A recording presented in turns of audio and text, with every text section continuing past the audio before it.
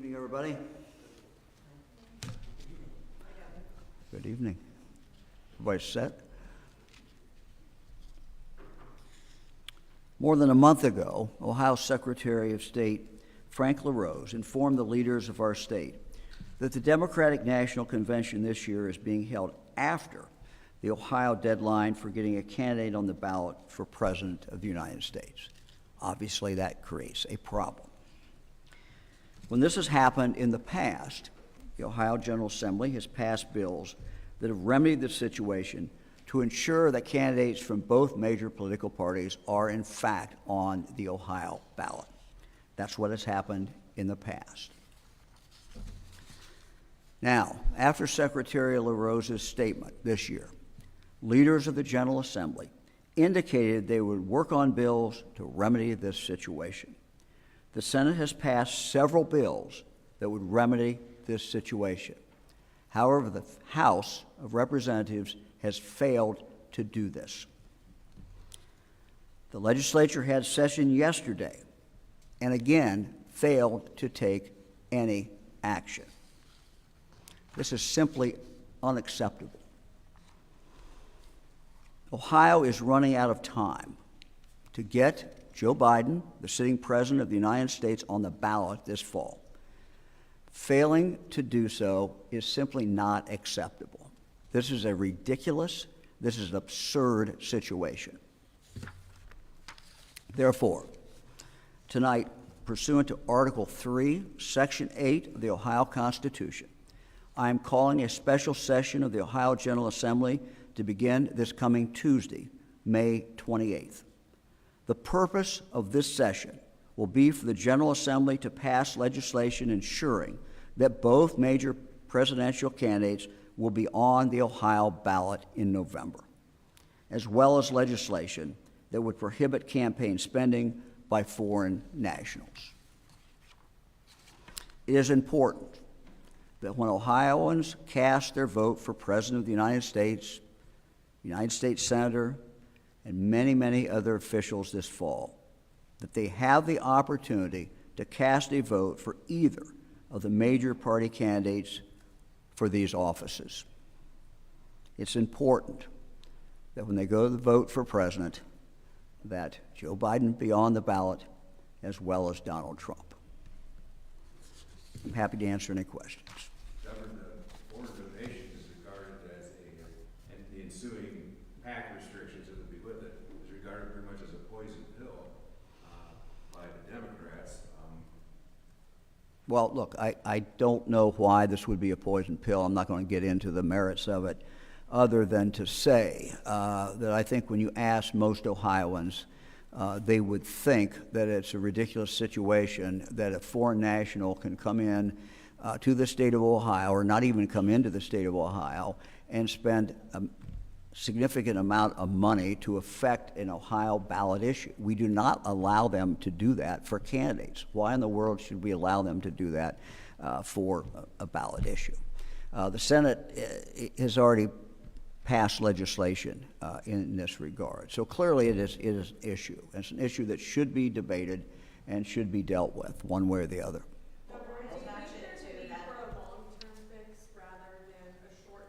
Yes, there certainly is a need for a long-term fix, but a short-term fix is pretty darn easy to do.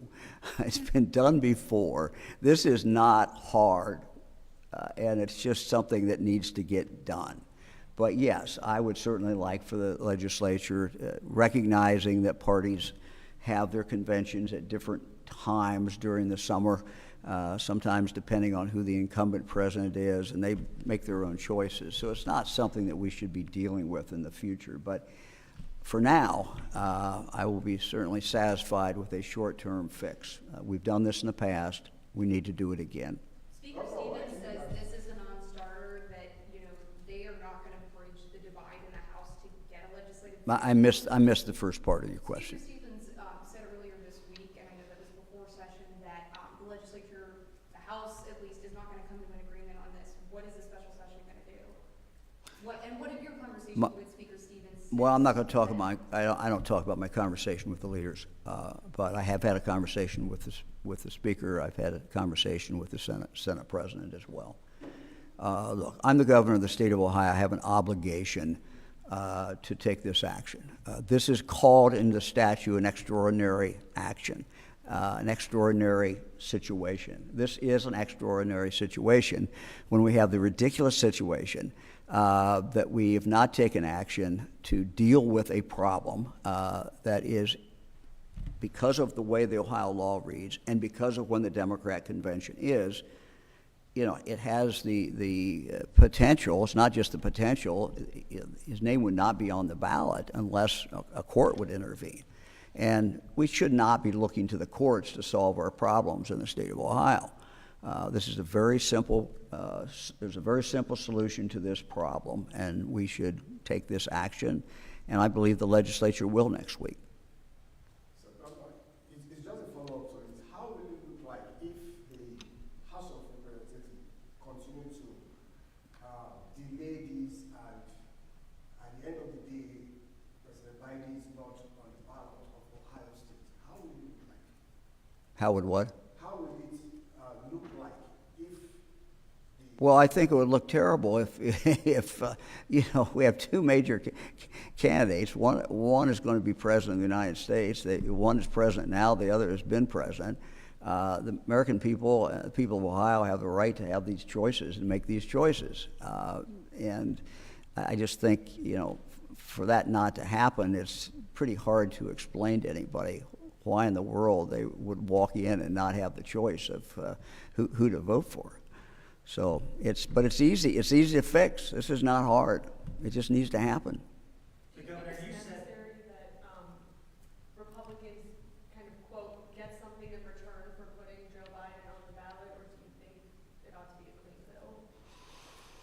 Look, I'm calling for the action on both these. I think we should not have foreign nationals interfering and spending money in Ohio ballot races. Ohioans should be dealing with this. And all that would be doing with this legislation is being consistent with what we do in regard to candidates. I just think most Ohioans would be shocked if they knew that you could have a millionaire or billionaire get involved in Ohio races, put ads up. I just think people would be shocked if they knew that. And that's what the law is today, and that's what it can happen today, and that is what has happened today. So I don't find it a very controversial issue.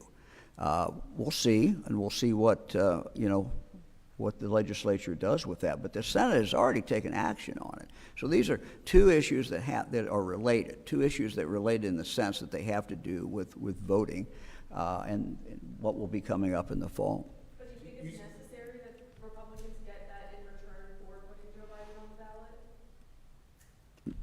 I'm not going to comment about that. Look, again, the major point here is a presidential race that the Ohio voters have the right to be able to make those choices. They will make choices. But if one of the major candidates is not on the ballot, that's a very sad thing. You said that has happened, that foreign nationals have made contributions to the Justice Committee. What are your examples? My team can give you examples, but they've clearly contributed before. Are you citing the examples that, for instance, Senator McCauley and Senator Gabbard have cited in the arguments from the legislature? I don't know what they've said. We'll get you that. Governor, you said you would prefer a permanent solution. The House bill has a permanent solution. The Senate bill does not. So why not prefer that one? Look, permanent solution would be fine with me, but I will be satisfied, at least for now, if we can deal with this problem that Ohio is facing.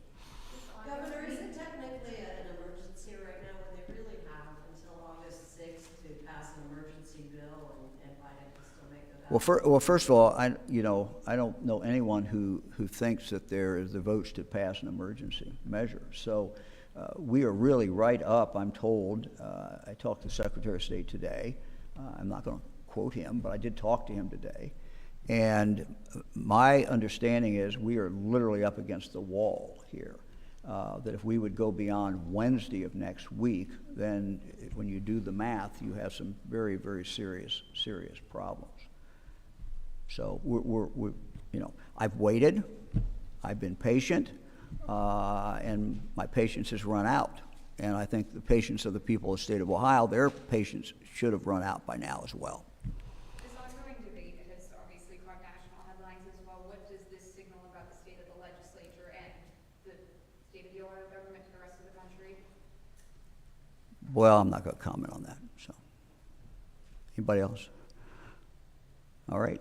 Thank you all very much. Can we get examples now of the, I mean, you're advocating for a bill to be put on this. Well, whether or not, I believe it has occurred, I believe there's evidence it's occurred, but whether or not it's occurred, it's, again, I don't believe Ohioans feel that we should have foreign nationals, not citizens of Ohio, who are spending money to try to influence Ohio voters. I just don't think Ohioans are in favor of that. I mean, I don't want to obsess on this, but the reason I ask is because repeatedly the examples used in the legislature is Swiss billionaire A is throwing it into left-leaning group B in Washington. Washington group is giving it to Ohio issues group. Look, The money loses its identity because it's fungible. look, this is the legislature. I'm calling it back. They can debate this. Those issues can be, all the issues that you're bringing up here, those certainly can be debated at that time. The main point is we need to give the Ohio voters the opportunity to vote for either of the two major candidates that they want to vote for. And without action by the legislature or action by a court later on, that would not happen. Thank you.